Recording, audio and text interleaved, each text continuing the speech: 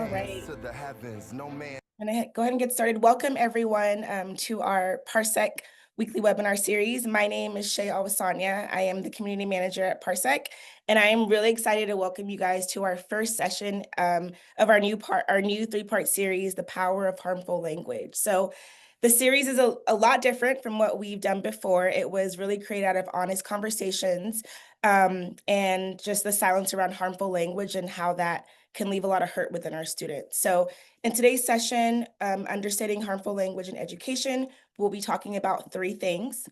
We will define what harmful language looks like in schools. We'll explore real-world examples and the emotional effects that it has on our kids. And then we'll end the session by just surfacing some common blind spots that we may overlook. I do want to give a disclaimer that this work is really challenging, right? But it's really necessary. And for us to be able to move towards really creating safe spaces, we have to be able to have an open and honest dialogue about it. So this is the first, like I said, the first of three sessions that we'll have in the series. With that, I am really honored to pass things on to our CEO, Babatunde, whose vision really shaped why we're here today and how this series even came to life. After Babatunde shares, he will pass the mic on to the amazing Dr. Angie Barfield, who will lead us through today's discussion. So thank you all for choosing to be a part of this important conversation and leaning into this uncomfortable, dialogue. But it's what's going to make progress really possible and create safe spaces. So Babatunde, I am happily handing it to you. Thank you, Shay. And you can go back one slide real quick, um, uh, because I want to first thank all of you for taking time out of your day this morning, and some of you even in Central Time. I saw like on the chat a person coming from Central Time even here to be a part of this. This is um, it goes very deep for me because of things that happened personally to me as a father, not just as an educator. And so I really, truly appreciate educators, educational leaders in the space that are prioritizing harmful language as something that is a critical barrier to our kids having a high quality education. And so I want to applaud all of you for taking the time out of your busy schedules to prioritize this. So thank you for that first and foremost. Now you can advance the slide. This is something that I shared on social media because it became personal for me because it wasn't just me as working as an educational leader, it's me as a father. And my son goes to middle school, and he sent me a text with a picture of the N-word on a stall in his middle school. And what he shared with me in the text message was, "Dad, this is what I saw. I don't want to talk about it. I did tell an adult or the teacher or whatever, but I don't want to talk about it with you." That's what he told me. I called his cell, he didn't answer. So I'm just like sitting there, like, how's my son doing? Right? It was very painful moment for me as a father. I felt like I didn't have any way to support my son. Um, and when my son was comfortable to talk to me about it, the thing that I was very disappointed was that he said that it was sitting in there in the stall like that for hours. And the reason that he ended up going into the stall is because the kids were laughing about it and saying, Dio, that's my son's name, you should go in there. There's something funny.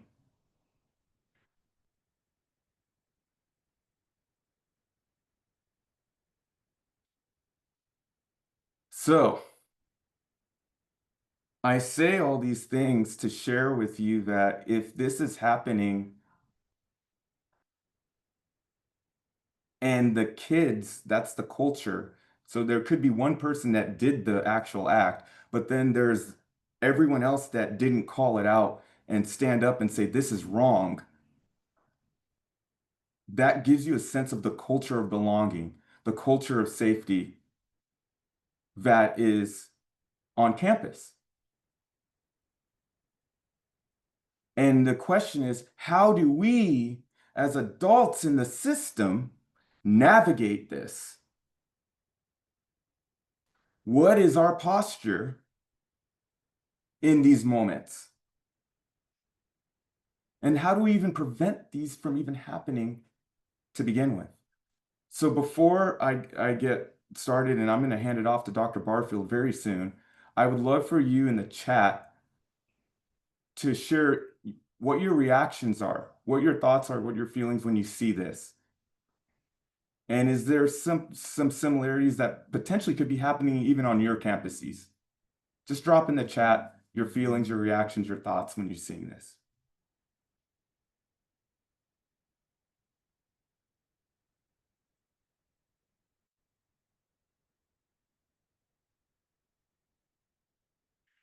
Disgust, sadness, heartbreak, intense disappointment and disgust. We have so much to do, and things are happening similar in other campuses. Hurt, pain, wondering where the adults are, disappointment.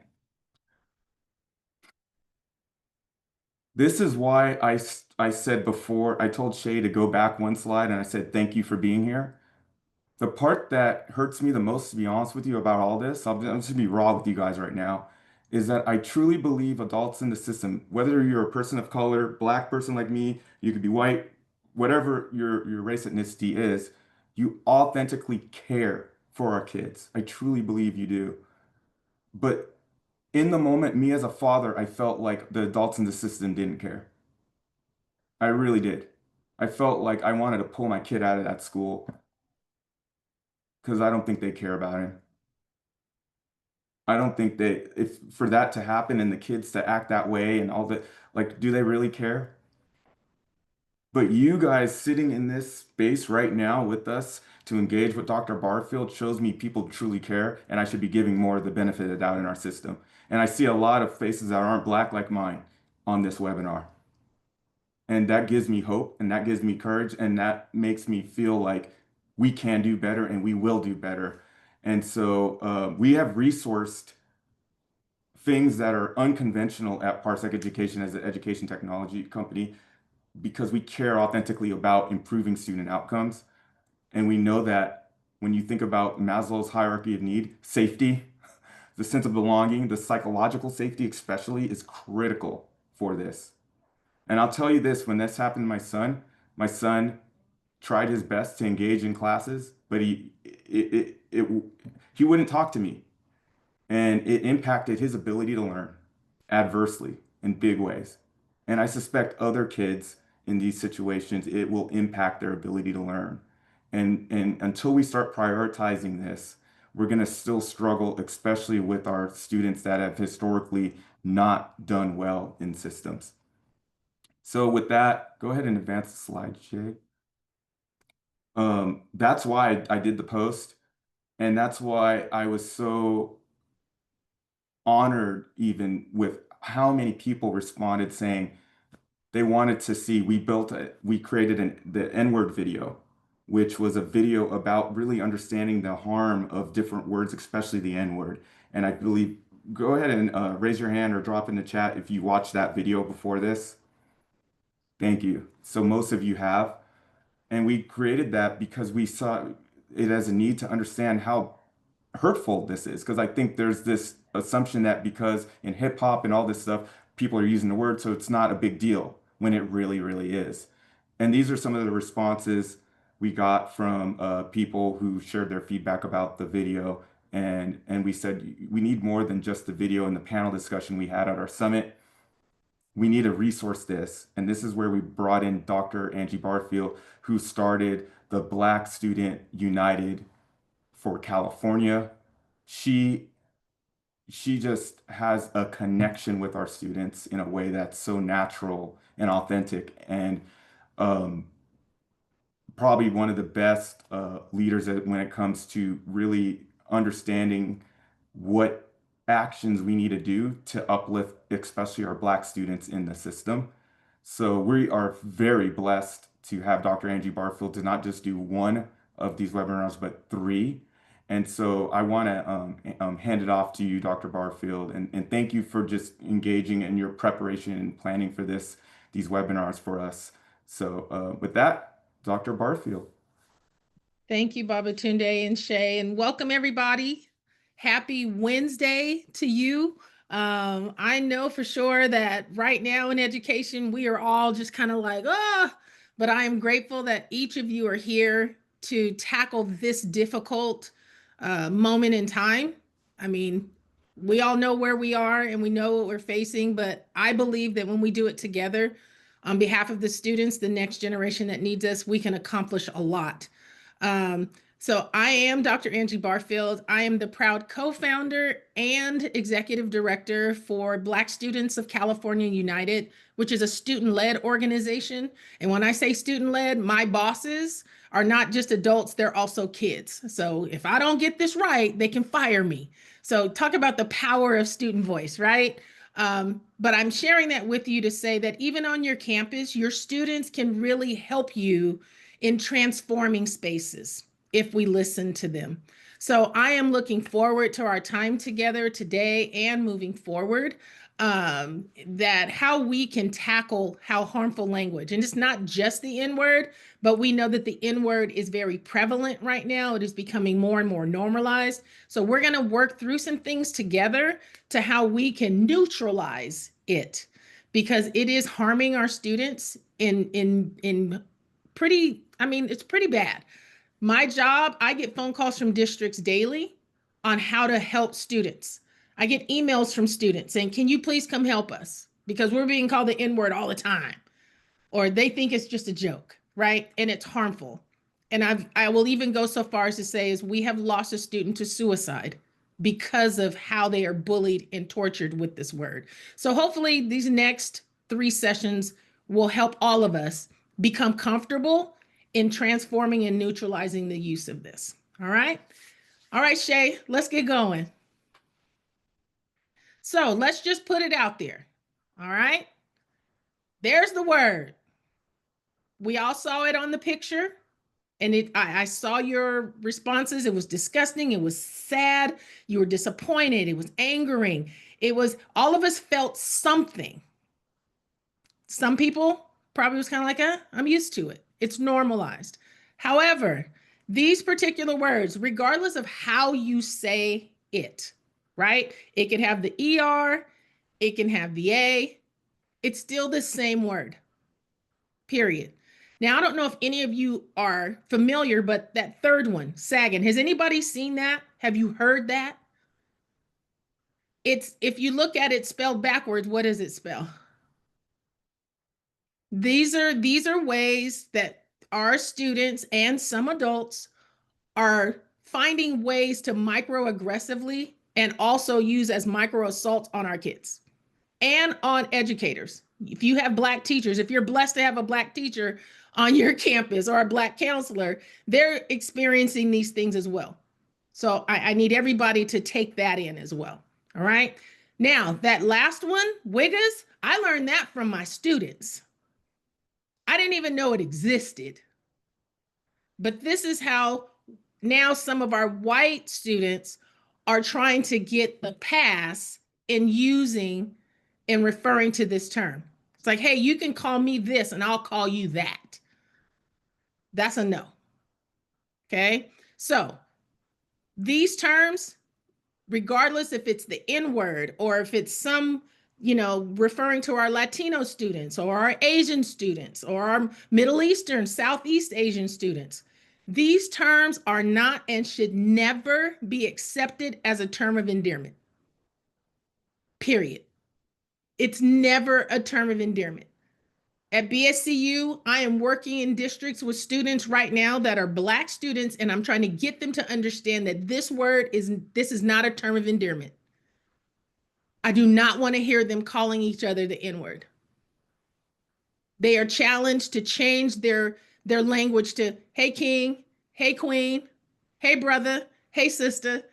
But we are moving away from this because they say it because they said it's easier for them to accept it. So if they say it to each other, it doesn't hurt as much when somebody else says it. Well, our children are not ducks. These things are not going to just roll off their backs. They sink in and they cause other issues and problems later. This is why suspension rates for Black and brown children is so high, because our kids are made to just endure it, take it. And so hopefully over the next 3 sessions, we can work towards how do we stop this, okay? And that's why the last statement is interracial use of the word is not okay. Please do not allow your Black and brown students to use this and say, oh, well, that's my friend. Just stop them. If they stop, others will stop. Okay? So go ahead, Shay. So why does all this matter, Dr. Barfield? Because words shape student identities. I started my journey in education in one of our local school districts here in the Central Valley, and I was the only Black employee at that school site. And you can trust and believe that the community that surrounded that school made it very clear that they didn't like the fact that I was the face of that school. How does that make me feel? I'm a professional. I'm there to do a job. But because of the color of my skin, they had an issue or a problem. And over the course of time, the students began to feel it. So my elevation in this and my dedication to this started with 37 Black students at a school site to ensure that they felt like they belonged and mattered. And I'm telling you this because you probably have a small amount of students, Black students at your campuses who are probably walking around literally just trying to exist when they should feel like they belong because they are part of the fabric of what makes your school an excellent school, an affirming space. Okay? Harmful language can perpetuate stereotypes. So even as the adults, you might say, I've heard colleagues say, God, they are so ghetto. I need you to understand that kind of language, it's hurtful and harmful. Ghettos, if we all know, those of us as educators, if we took a good history class and we had a really good teacher, we understand where ghettos started. Ghettos were made for white people in Germany, and that's where they were placed before they were terminated. So really, does that the terminology we want to use? Now that it's been it's been reused and posted now on Black people or brown people or just poor people.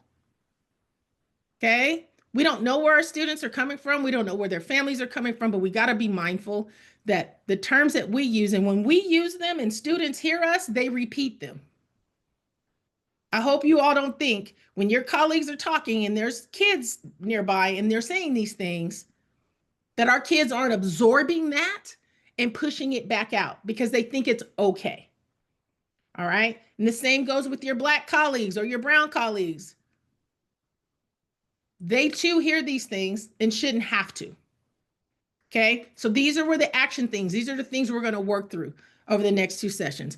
And then remember, you as the educator, can we go back, Shay? You as the educator have the power to to affirm and uplift. It's you. It's us.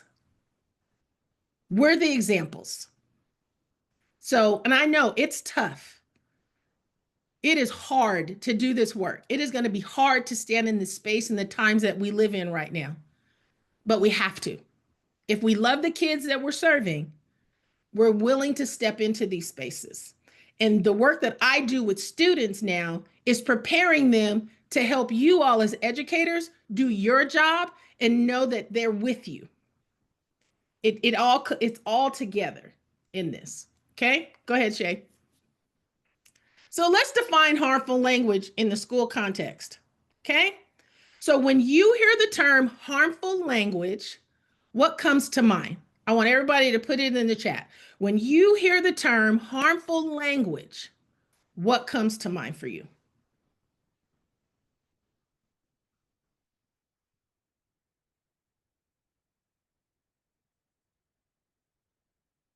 degrading another person, yes. Any language that others, a student, okay.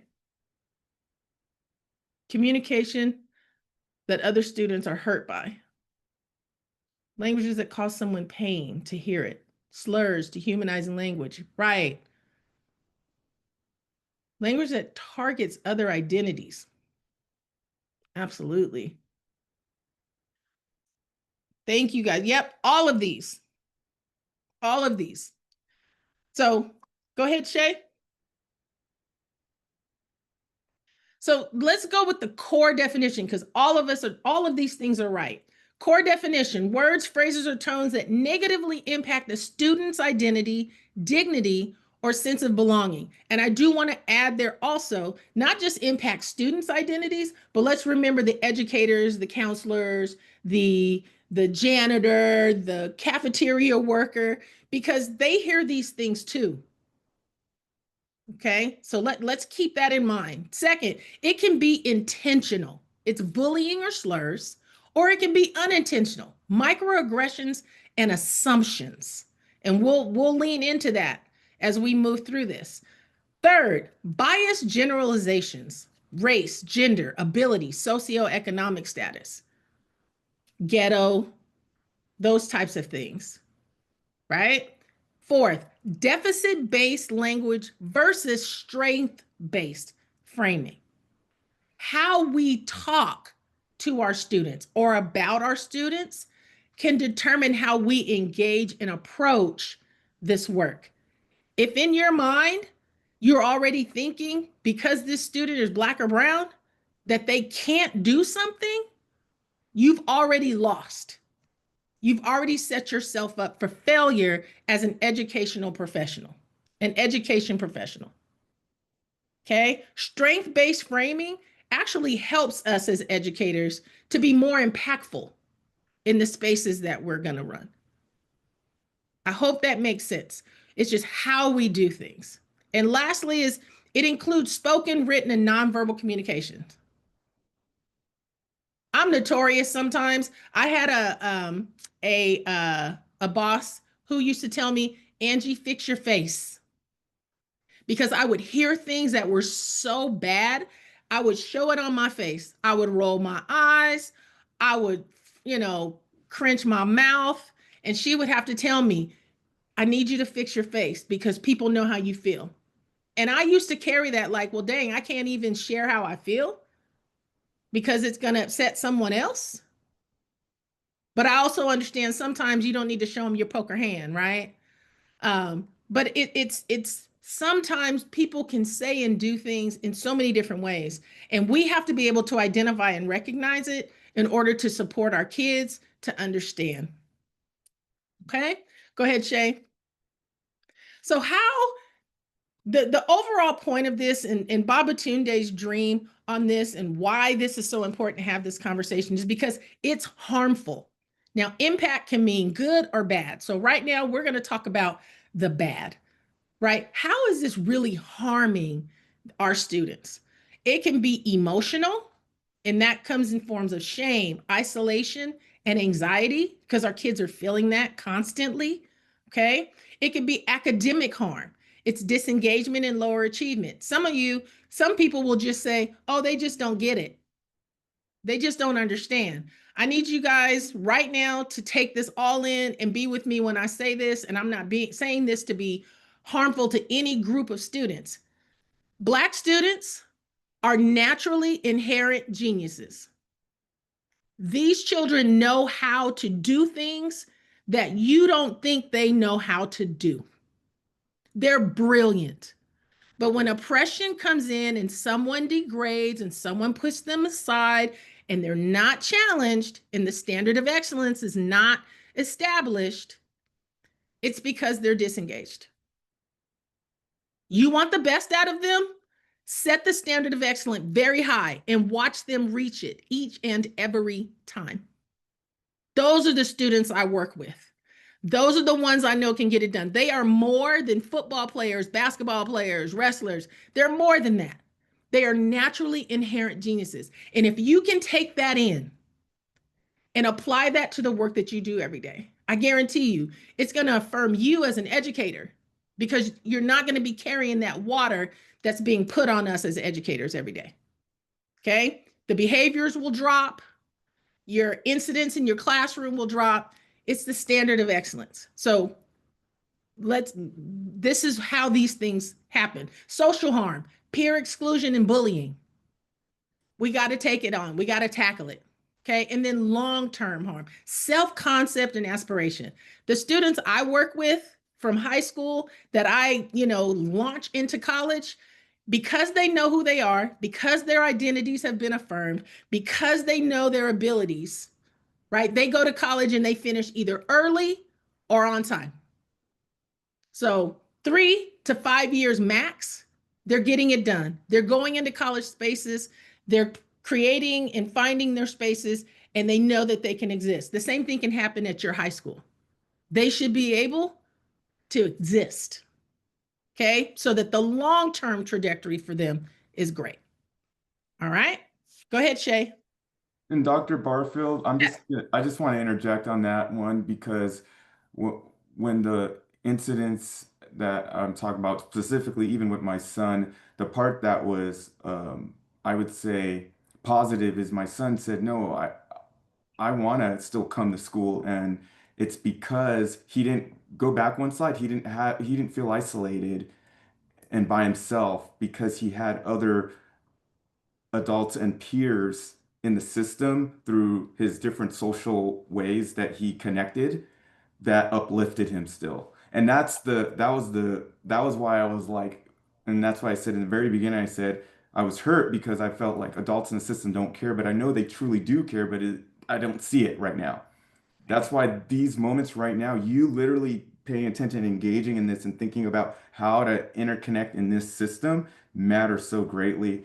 And anyways, thank you for sharing that one, especially that isolation and emotional harm and shame part, because that was definitely one of the biggest things I was very concerned as a parent, even. Right. And that's why, BSCU, we're helping school districts around the state right now to create Black student unions or affinity spaces and whatever we have to refer to them as these days, so that these students have a space to go to either release that or build that amongst themselves. So if you don't have a BSU or an affinity space on your campus for these students to go to, we can connect after this. All right. And I can help you in building that. And we're doing great work. So I do have the proof for you. So go ahead, Shay.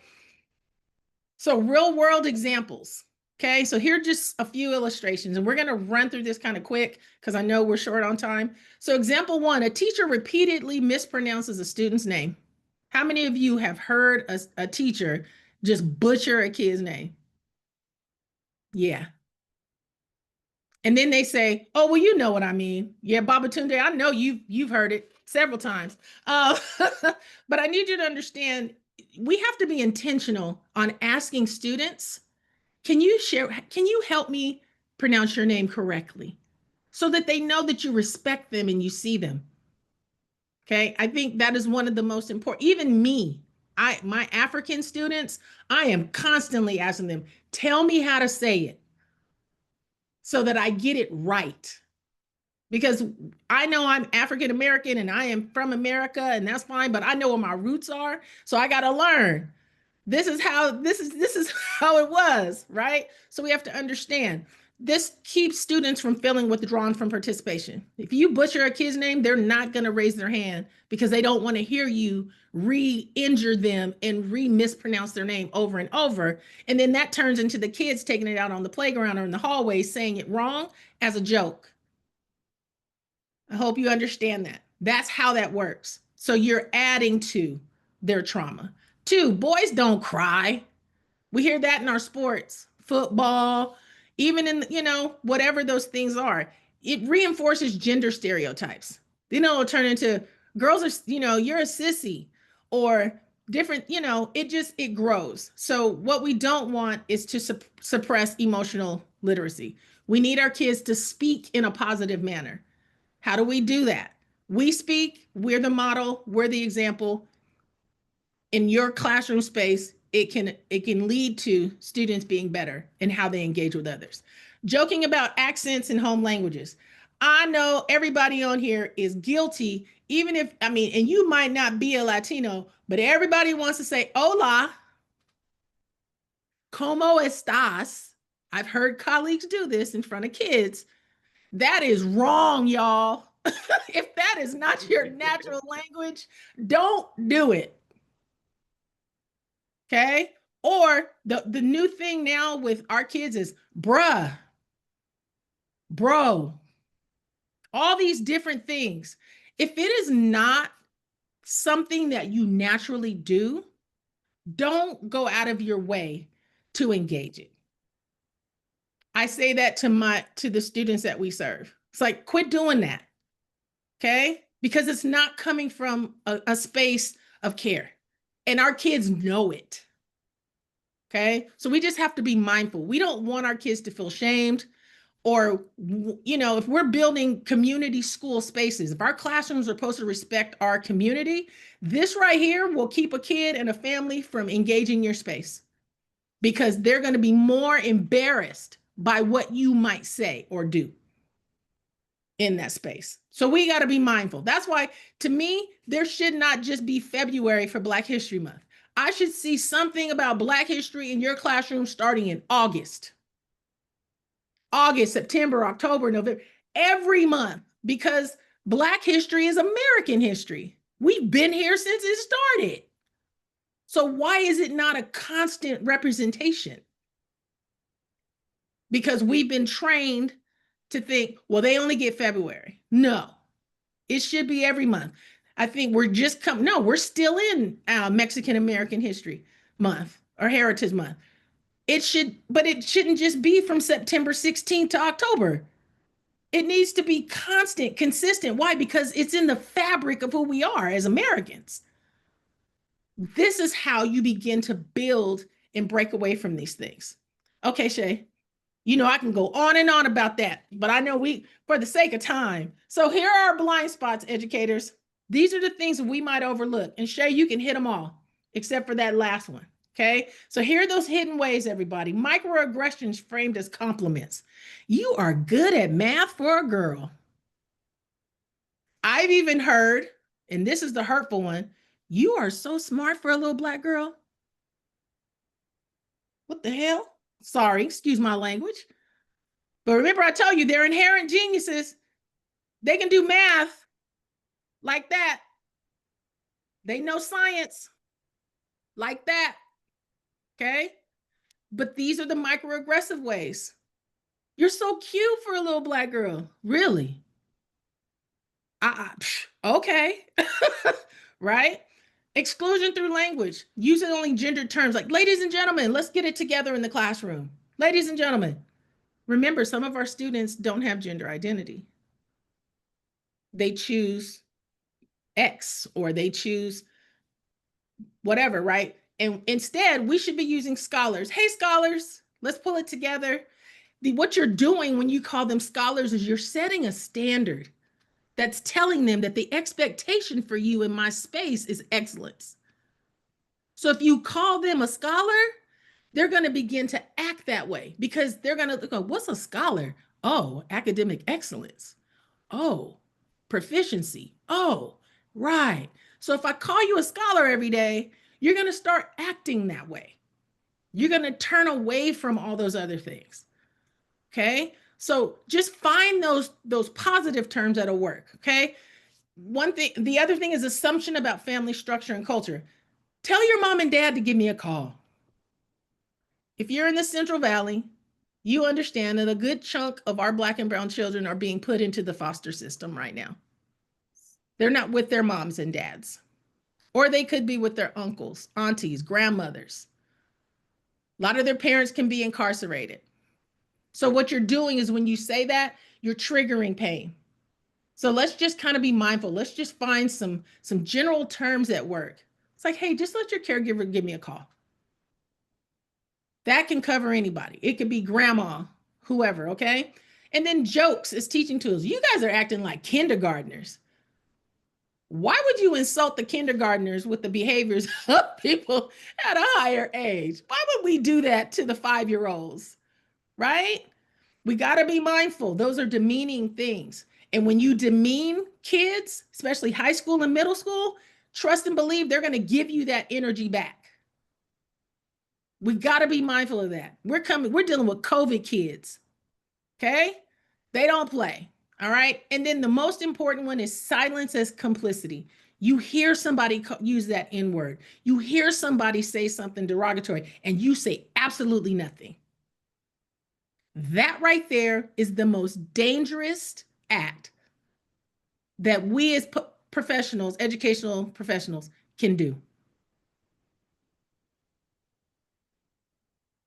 That's the worst one. Or we'll pat him on the back. The kid will come tell you, so-and-so called me the N-word, and you pat him on the back and go, just ignore it. It's okay. They're ignorant. That is silence as complicity because you're not willing to step in and tackle that situation for that kid in that moment because you're uncomfortable.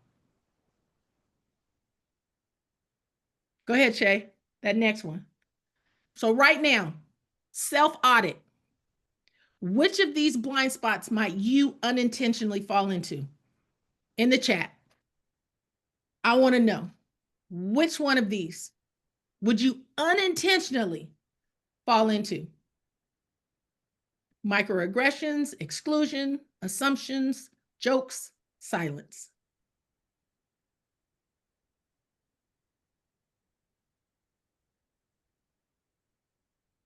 Jokes, yep. Assumptions.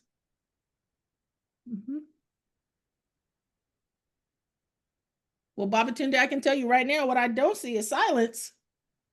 No, yeah, and I think like, the reason we're calling that one out, we talked about this in preparation for the webinar, and that's the one that hurts me the most. But I think when you have a group like this that is engaged and is here, this is the group that isn't going to be silent about it. Right.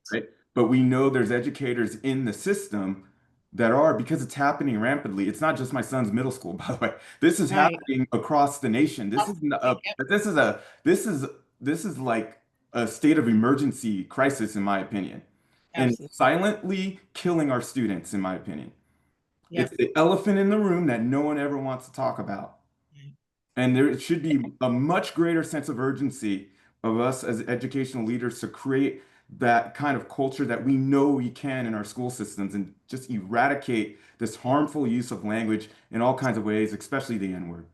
Right. So as we go through this series, everybody, we're going to touch on all of these, right? And I'm going to give you strategies on how you can work through this. All right. And I know we're coming up on time. So go ahead, Shay. So 4 strategies that we will be focused on as we move through this series. 1, self-reflection. Check your own language and bias. That's always number 1. You hear something, I want you to check yourself. Did it bother me? Why did it bother me? How can I move? Okay. 2, build a classroom culture of respect and accountability. If you're a superintendent on this call, if you're a principal on this call, if you're an associate superintendent on this call, you are responsible for what your teachers are doing in the classrooms. You're the model. You're their leader. Be sure that classrooms are reflecting the students that your teachers are working with.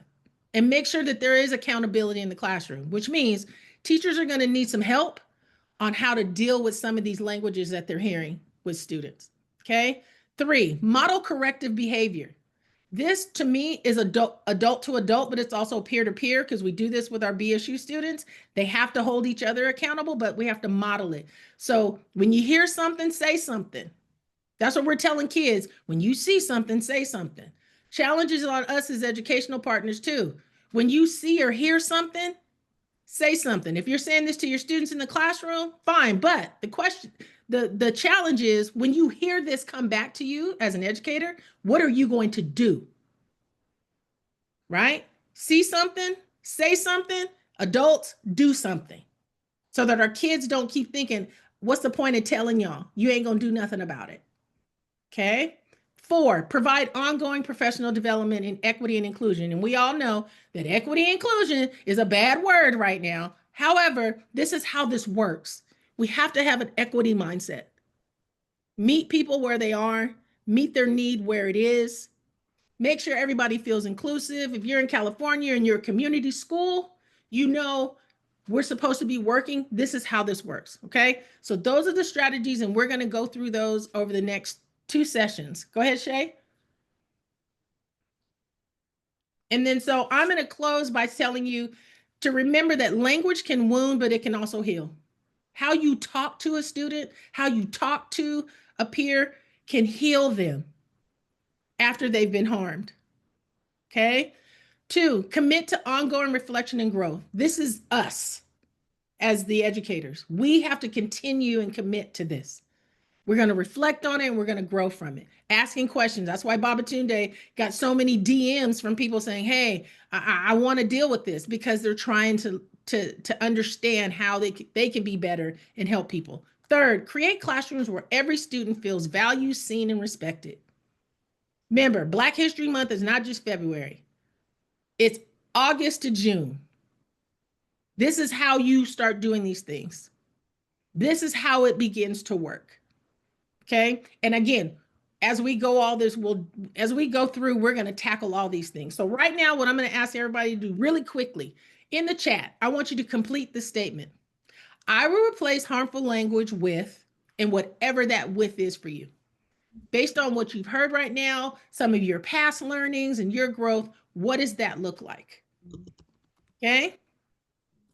Need you to understand the importance of your actions in impacting our kids. And then lastly, until our next webinar, your homework is to reflect on how intentional language builds safer, braver, and more inclusive classroom spaces. How you speak, how you engage, how respectful you are can really impact kids wanting to come to school. Our chronic absenteeism comes because kids don't feel safe and they don't feel there's anybody there for them. So it can start with you. Okay, it can start with you. So with that, are there any questions of me? If you want to put them in the chat. If not, I'm going to hand it back over to Babatunde and the Parsec team. And I look forward to our next session together. Thank you, Dr. Barfield. This is just a touch of what is to come with the next 2 webinars. Thank you for setting that stage, but I want to give a chance for Q&A because I think it is important. Maybe go back one to the Q&A, just give people a chance, maybe one question, if anyone has a question for Dr. Barfield they would like to ask. A lot of thank yous. Thank you, Dr. Barfield. So we're getting closer to time, so we'll just go ahead and advance the slide to the last QR code. We want to get your feedback for the next on this session, but then it'll help inform our next one coming up as well. And so go ahead and drop the link and then use the QR code to provide us with feedback. We're really serious about this. This is like I said, it's the elephant in the room, right? It's this is the thing that really is slowly impacting in negative ways our students and our culture and our systems. And so we want to equip you with tools and things that you can do that is actual action oriented to support you with these challenges, especially with the N-word. There is a question. Yeah, go ahead, please. Okay, sorry to interrupt you. No, please. And maybe it's not a question per se, but something that I'm hoping to also talk about, if there's space, is wanting to think about constant ways to engage my staff in the collective responsibility, right? Because as a school leader, I totally understand and recognize, like, I am responsible to create that sense and community. And sometimes my staff look to me, rightfully so, but I also feel like they look to me because they want to keep it at arm's length, right? They're not ready to engage in it in the same way. So I'm looking forward, hopefully, to conversations around that. And then the other part that I find challenging as the school leader role is the discussion around discipline action and restoring and building community and understanding and recognition of harm, and how those things connect or don't, so that is just things that I'm hopeful that we can talk about too. And I really appreciate this so much. Yes, thank you. And I'm sure Dr. Barfield, I saw you nodding, and that is great feedback and things we will definitely make sure we prioritize, because if we have a lot more school leaders here, which I believe we do, I think more principals, executive director type, etc., not as many maybe classroom teachers, which makes sense because I think that was the audience I was noticing here. We will think through the best ways to cater that next ones to that, addressing some of that. Any other thoughts before we, oh, go ahead, Dr. Barfield. I just wanted to let Ms. Delgado know that over the next 2 sessions, we're going to have some workarounds. So we're going to do some breakouts. So we'll be focusing on that and really giving you those tools necessary to help you reach your goal. So I'll definitely have it ready for you in the next session. And something that I was just thinking about as you were talking to is, and maybe we'll talk about this, we may extend it to by 15 minutes just to allow for a little bit more deeper discussion time with those breakouts. So it might be an hour long instead of just 45 minutes for that future one as well.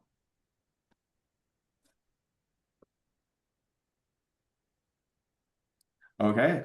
I think everyone got a chance to provide the feedback.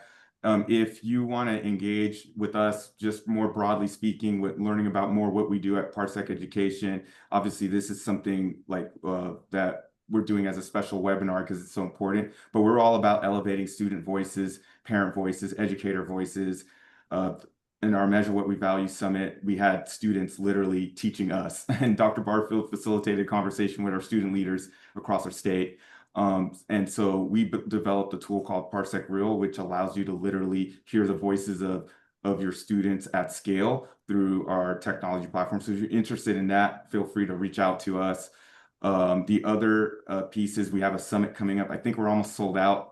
I think there's 10 tickets, but maybe I could try to squeeze some more, especially people here that are engaged in this really want to come, just reach out to me and I'll make sure we could squeeze you in somehow.